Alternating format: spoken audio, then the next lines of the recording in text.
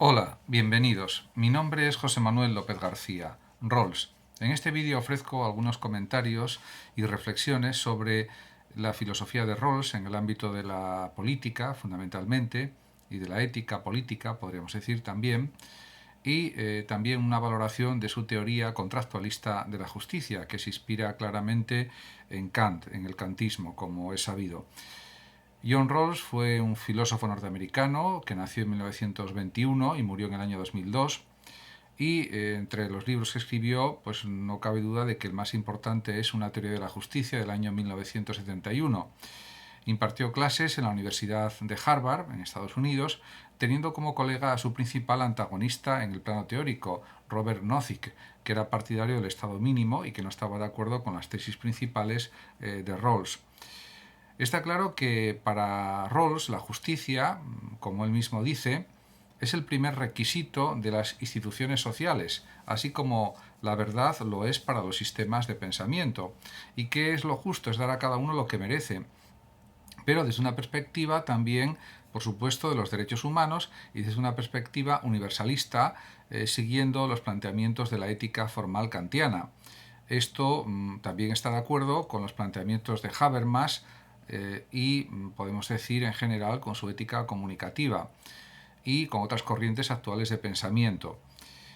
Por tanto, hay que partir de la base de que toda persona tiene una dignidad, como ya había dicho también Kant y otros grandes pensadores del siglo XVIII y del siglo XIX, y también pues, en otras épocas históricas se afirmó pues, la dignidad humana. Podemos pensar, por ejemplo, en el Renacimiento, en Pico de la Mirándola, que es un ejemplo muy claro, y por supuesto otros pensadores que también lo reafirmaron.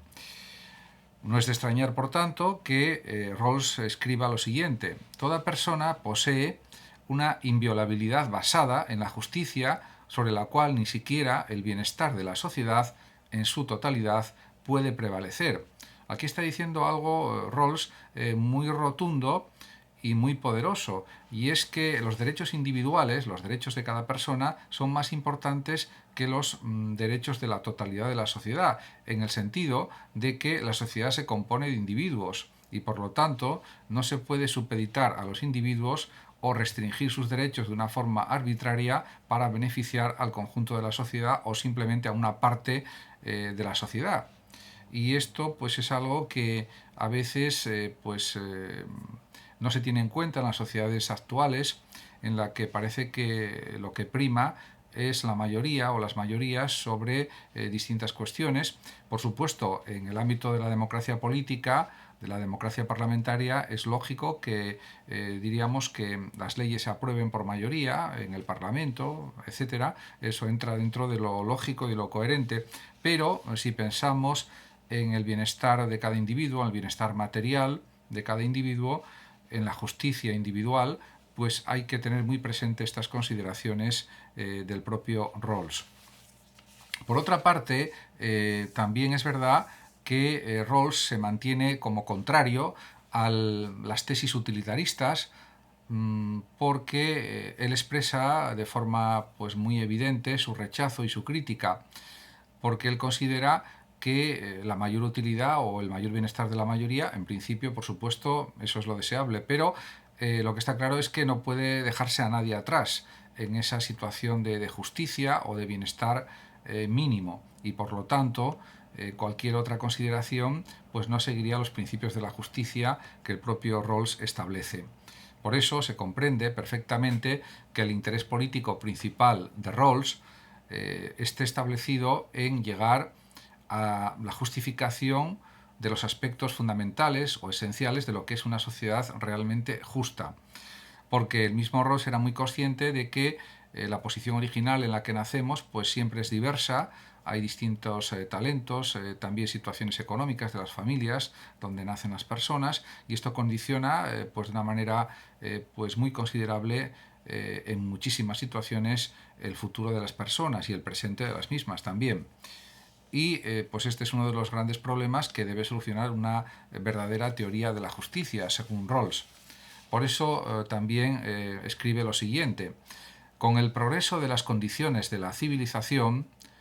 el significado marginal para nuestro bien de ulteriores ventajas económicas y sociales disminuye en relación con el interés por la libertad, que llega a ser más fuerte a medida que se realizan más plenamente las condiciones para un ejercicio de las libertades iguales. Efectivamente, se trata de que en la sociedad, en los estados políticos, los gobiernos protejan a las minorías, protejan a las capas sociales más desfavorecidas económicamente para que haya una mayor igualdad económica, o por lo menos que haya unos mínimos económicos que diríamos sean respetados para todas las personas, de tal manera que no haya ninguna forma de exclusión social en esos estados políticos. Y eso es algo propio, por supuesto, de una democracia justa, de un estado político realmente justo. En este sentido, podemos decir que el concepto de posición original fue usado por primera vez no por Rawls, sino por el economista húngaro John Harsanyi, y significaba que una persona en posición original y con ciertas restricciones en cuanto a la información de la que disponía, maximizará en principio su utilidad esperada en lugar de escoger el minimax. Diríamos que podemos decir que maximizaría esa utilidad propia, egoísta, independientemente de la situación de las demás personas con las que convive. Y esto es algo que, por supuesto, Rawls no comparte y no está de acuerdo con ello. En ese sentido, por supuesto, Rawls piensa que hay que proteger a los más desfavorecidos, como es lógico. En ese sentido, podemos comparar la posición original en Rawls con el estado de naturaleza, que pues también es desarrollado por filósofos políticos de la talla como Thomas Hobbes o Rousseau. Podemos decir que con la posición original Rawls trataba de plantear una situación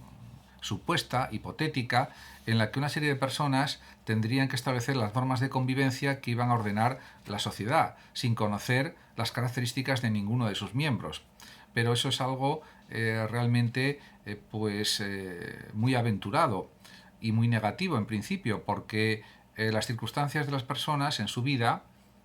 sociales, laborales, etcétera, pueden cambiar sustancialmente o no, y por lo tanto tiene que haber unos derechos mínimos básicos que regulen la vida social y que regulen la vida de los individuos para protegerlos precisamente. Por lo tanto, esto siempre hay que considerarlo de una manera muy evidente y muy clara. Podemos también reconocer que actualmente estos planteamientos teóricos de Rawls acerca de la justicia, que están muy bien desarrollados en su teoría de la justicia y en otros artículos y obras que él escribió, y en su enseñanza, por supuesto, hoy son cada vez más factibles desde mi punto de vista, porque estamos ya entramos de hecho en una nueva sociedad, en la era digital, en la sociedad digital o digitalizada, y los estados pueden reclamar, como es normal, el pago de más impuestos a las grandes corporaciones mediáticas que están dominando el mundo de la economía. Diríamos que en una sociedad en la que se explotan muchísimos datos que circulan a través de Internet, las grandes compañías de Internet tendrían que pagar cantidades sustanciales a los estados, y todo esto redundaría también en beneficio de las economías de cada país. Pero además, también, por supuesto, las grandes empresas o las medianas empresas, y en general las que obtienen mayor cantidad de beneficios, pues también deben colaborar en el sostenimiento de las cargas públicas del Estado, de los individuos, de la sociedad. De esta manera, diríamos que entramos en una nueva etapa de la civilización. Incluso dentro de unas décadas es evidente que va a haber también cada vez más robots, de los que ya hay, que son muchísimos, y se podrá exigir que los robots paguen impuestos a los estados, con lo cual será otra fuente de ingresos también. Aparte de eso están también los impuestos que pagan las empresas y los particulares, que pueden pagar impuestos porque tienen unos ingresos superiores, y todo este caudal de ingresos tiene que ser también utilizado en beneficio de los más débiles económicamente para ayudarlos y de esta manera conseguir una sociedad cada vez más justa. Diríamos las dos medidas estrella básicas que son las fundamentales para conseguir, a mi juicio, pues una justicia social adecuada o un Estado justo, son claramente que las personas que se queden en el paro tengan pues un subsidio de paro, diríamos, indefinido, vitalicio, mientras no encuentren trabajo, y otra medida estrella sería la de dar el ingreso mínimo vital a las personas, que pueden ser cientos de miles o millones, por desgracia, que en cada país están en situación de penuria económica y que no pueden vivir con una mínima dignidad. Esto sería y es algo realmente realizable, ordenando bien las finanzas de cada estado y diríamos que regulando bien los impuestos, tanto a las grandes empresas, a las medianas empresas, a las personas que tienen más ingresos, etcétera, de una manera adecuada y proporcionada, y luego también, por supuesto, eliminando el fraude fiscal lo más posible. De esta manera se podría conseguir pues una sociedad cada vez más justa y, por lo tanto, que no discrimine a los que tienen menos medios económicos. Porque si esto no sucede de esta manera, el liberalismo capitalista salvaje o el capitalismo de control o el capitalismo de la vigilancia, que también se denomina así, pues seguirá haciendo de las suyas y seguirá imponiendo la pobreza a millones y millones de personas en el mundo. Y estoy hablando del mundo más desarrollado, porque ya en el mundo menos desarrollado, por desgracia, pues todavía siguen existiendo situaciones terribles, pues alrededor de 800 millones de personas que pasan hambre en el mundo,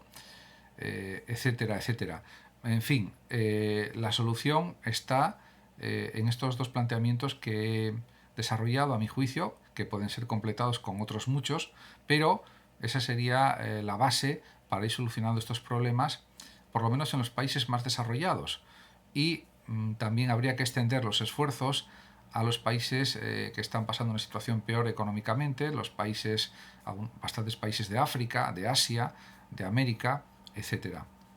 Muchísimas gracias a todos por su atención. Saludos como siempre a los oyentes de Radio Sofando de México y por último decir que el que lo desee puede compartir este vídeo en sus redes sociales, darle like o suscribirse a mi canal de YouTube. Hasta siempre.